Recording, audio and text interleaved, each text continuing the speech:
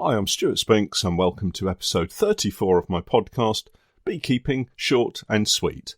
This week, I'm going to try to convince you to have a bash at Microscopy.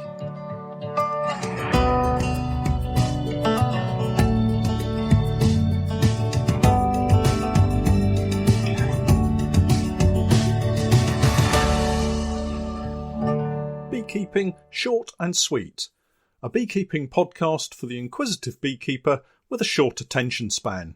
A beekeeper, in fact, just like me. Welcome once again to my weekly podcast, and my thanks to those of you listening via the Patreon page.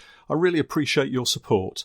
If you're not familiar with Patreon, it's a support page where you can help me create more content by signing up to one of my reward tiers, and in return, you gain access to additional content and support from me. These start from as little as $1 per month, so I believe with the regular quality content I'm producing, $1 represents excellent value for money. If you've not yet started beekeeping and you're looking for help and assistance, pop over to my website www.norfolk-honey.co.uk/get started, and I'll do all I can to help you out with suggestions and recommendations for you. As usual, I'll leave any relevant links for this week's podcast in the show notes. I sat pondering what this week's podcast might include and happened to glance across the desk at two microscopes that sit beneath their dust covers and thought it would be a timely point of the year to chat about microscopy for beekeepers. It's something I got into a while back and was hooked pretty much on my first day. Before you skip to the next episode, or even worse, switch to another podcast entirely, bear with me and I'll try to explain why it's an essential tool for all beekeepers, that it can be started with the minimum of outlay, and as with most hobbies, it's very straightforward to get into, but will take a lifetime to master. Dare I say it, but with the season of gift giving on the far horizon and the need for lists of ideas to be offered up, now might be a good time to create a list of microscopy equipment that would be ideal for wrapping and setting beneath a certain tree in December. I'll give you some ideas later and also create a list which I'll post on my website to give you a heads up on what you might like to suggest. So why would a beekeeper want to get involved in microscopy? What's the point? Well, to start with, there's the long winter period for us to have to sit out thinking only about when we can get back into our beehives. Microscopy is an ideal distraction that not only helps pass the time, but also gives a fascinating insight into the world of our bees. Microscopy can help the beekeeper better understand their bees, check for disease, identify where their bees have been foraging, and identify what plants your honey may have been derived from. One of the easiest techniques to learn and most interesting areas of microscopy for me is pollen identification, or if you want to be really flash around your beekeeping chums, melissopollenology, the study of pollen in honey. Of course, you don't have to start off with honey to get the pollen for making up slides. Take a look under the stand of your beehive and you'll see pollen loads dropped by honeybees all over the place. It always saddens me to think, after all the hard work an individual bee puts into flying out and gathering in large loads of pollen, that in the process of getting back into the hive and trying to pass the pollen load on, it somehow falls and ends up going through the open mesh floor and onto the ground beneath the hive. And it's no better with solid floors. I find pollen loads on those too. I can just imagine the worker getting back with a huge load of pollen, gathering a group of her fellow workers around her, saying she has the biggest and best pollen load you could imagine, and reaching down just to find that it's missing. Anyway, her loss could be your gain, and I spent a few moments picking up some pollen that I assume is ivy just a few days ago. So that's something that I can check out under the microscope later next month when it gets a little bit cooler. Pollen is one of the most incredibly beautiful structures I think I've ever seen, and some of the individual grains are extraordinary. The simple dandelion, or Taraxacum officinale in Latin, has a wonderful structure, and yet it's so simple to gather and mount onto a slide. Personally, I collect pollen at different times of the year to save for playing around with in the dark nights of winter. It becomes something of a puzzle-solving exercise, which I quite enjoy. As you learn the basics and develop new skills in slide making, You can build up quite a large collection of slides over time, and as you get better, so you can replace the earlier attempts with new and improved versions. And before you start thinking it's going to cost a fortune, getting started in microscopy doesn't have to be expensive. Starting off with a basic hobbyist microscope setup, purchased either second-hand or through a reputable supplier, can easily cost less than buying a new beehive with bees. Personally, I use Brunel microscopes for all of my beekeeping equipment. They understand beekeepers and have a wide range of kit to suit all levels of experience and budgets. Oh, and in case you're wondering, they're not sponsoring this particular podcast.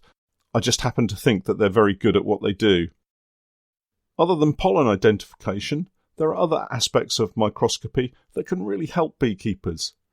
The identification of disease is something that you can tackle, particularly the likes of nosema, and if you do find an infection, you can decide on the level and whether you need to take any action.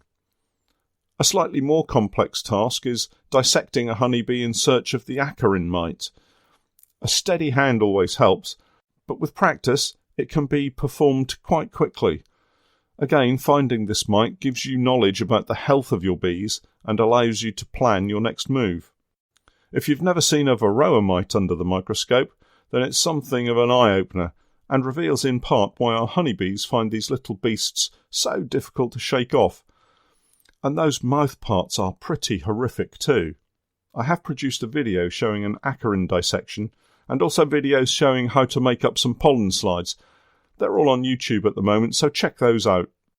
I'm currently working on an online microscopy course taking you through the very basics and how to produce some stunning finished slides, so if you're keen to get started, look out for that later this winter. Another area that can really help with your beekeeping is honeybee dissection. This might not seem obvious at first, but if you're patient and work carefully, you can see exactly how a honeybee works firsthand, and increasing your knowledge of the honeybee's biology is only going to improve your overall understanding of the honeybee and how it works.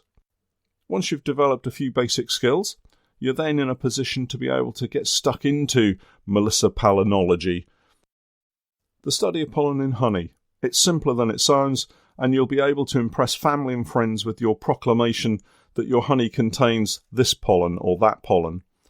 An added advantage for anyone selling their honey is that it really is a unique selling point, being able to tell your customers what pollens are contained in their honey.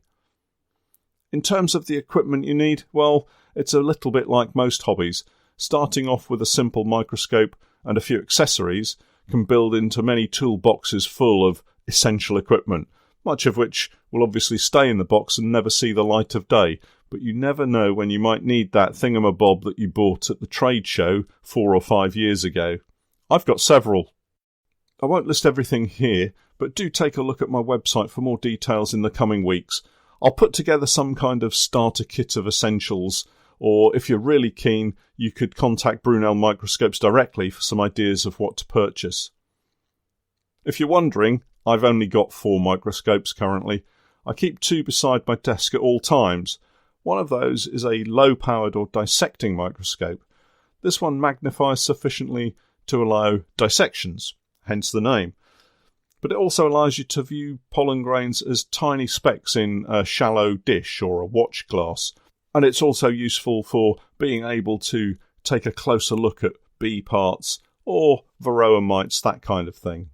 The other microscope is called a high-powered or compound microscope, an altogether more traditional image of what a microscope looks like.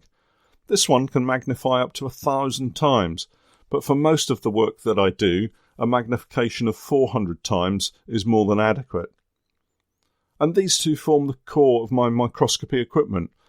From here, you can add bits and pieces as you need them, maybe some tools to handle the manipulation of small objects such as flowers or honeybees. You can buy kits of tweezers and prodders and pullers. I'm sure they have technical names, but those escape me for now. You'll also need things like microscope slides and cover glasses, watch glasses and stains, ringing tables, cover slips, paints and brushes. Oh, and don't forget bottles. Small ones, storage bottles, sample bottles, wash bottles. The list goes on, but it's always affordable stuff and you can add to it as you go along. Don't forget things like stains and powders, glues and mounting stands, pins and pipettes. For me, microscopy is the thing that keeps me searching through the winter, always looking at my bees, even when I can't actually look at my bees. Pollen, pests and diseases look all the more fascinating through the microscope. Maybe I can encourage you to join me. Look out for my microscopy videos, and don't forget the online microscopy course coming this winter. Well, that's it for this week. Thanks for hanging around until the end of the podcast, and we'll catch up again next week. I'm Stuart Spinks, and that was Beekeeping, short and sweet.